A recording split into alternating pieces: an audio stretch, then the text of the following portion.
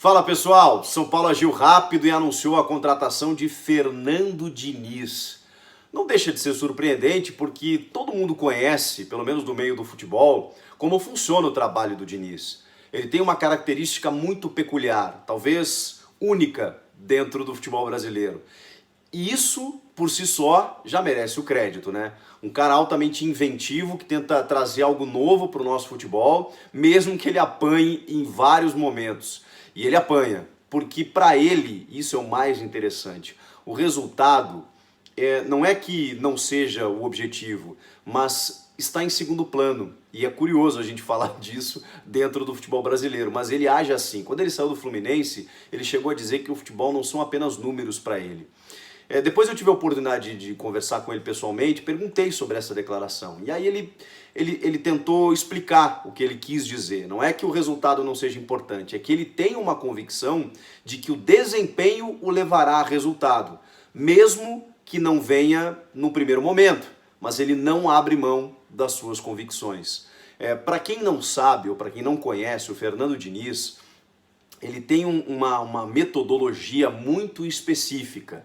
Ele gosta de jogadores que troquem passes desde a defesa até o ataque, de times que fiquem com a bola, porque ele entende que ficar com a bola faz com que você tenha mais chances de chegar ao gol adversário. E mesmo quando ele consegue implementar a sua metodologia, que não é da noite para o dia, por isso ele pega normalmente equipes no início da temporada, para que chegue lá no final dos estaduais, início do brasileiro, no meio do ano, essas equipes, esses jogadores, eles consigam absorver essa cultura tática, que é um pouco inovadora. Pelo menos aqui para o nosso futebol, nem todos os técnicos trabalham dessa forma.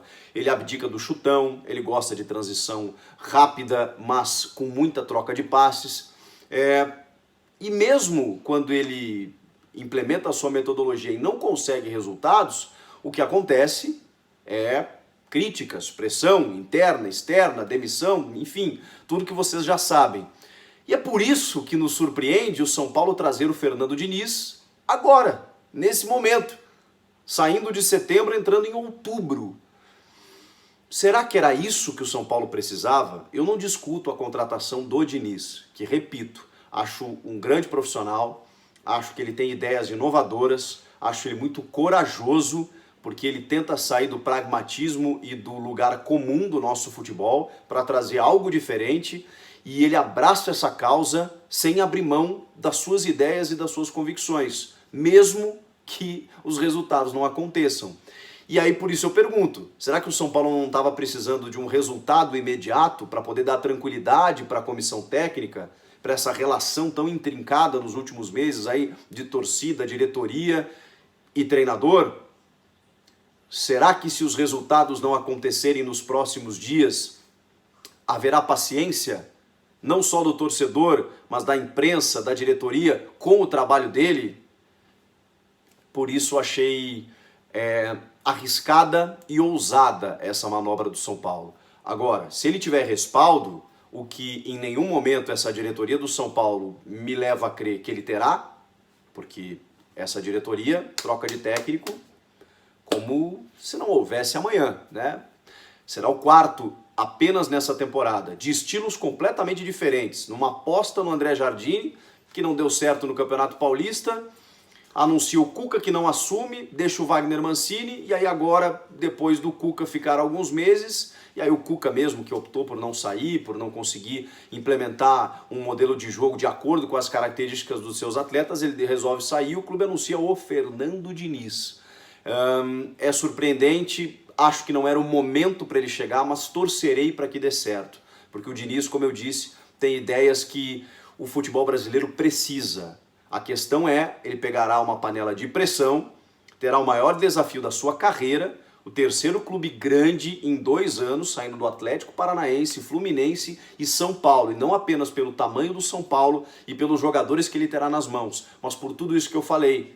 Ele prioriza desempenho para ter resultados. Será que o torcedor, será que o contexto do São Paulo esperará esse resultado, mesmo que ele não venha num primeiro momento? Essa é a grande dúvida. E mais uma novidade, né? O Wagner Mancini, que inicialmente seria o interino, também está fora do São Paulo. Não sei se por não concordar com a contratação do Diniz, ou se porque a diretoria entendeu que ele fazia parte do processo, de todo o trabalho do Cuca, mas a ideia inicial era trazer o Wagner Mancini para ser um coordenador técnico, né, à beira do campo, mas fazendo uma transição de base, jogadores, esse elo, né, entre o treinador principal e os atletas. O São Paulo começa do zero no dia 26 de setembro, né, ou quase em outubro.